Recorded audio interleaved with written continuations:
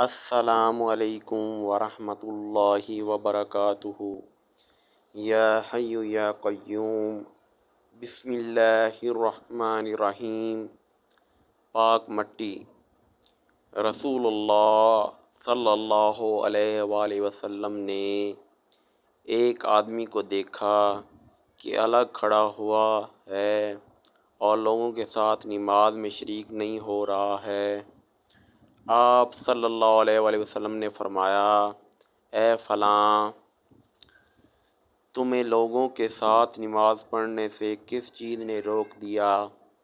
اس نے عرض کی، یا رسول اللہ، مجھے غسل کی ضرورت ہو گئی اور پانی نہیں ہے۔ آپ صلی اللہ علیہ وآلہ وسلم نے فرمایا، پھر تم کو پاک مٹی سے تیمم کرنا ضروری تھا، بس وہ تمہارے لیے کافی ہوتا۔ اسلامی ویڈیو دیکھنے کے لیے ہمارے چینل کو سبسکرائب کیجیے۔ السلام علیکم ورحمۃ اللہ وبرکاتہ۔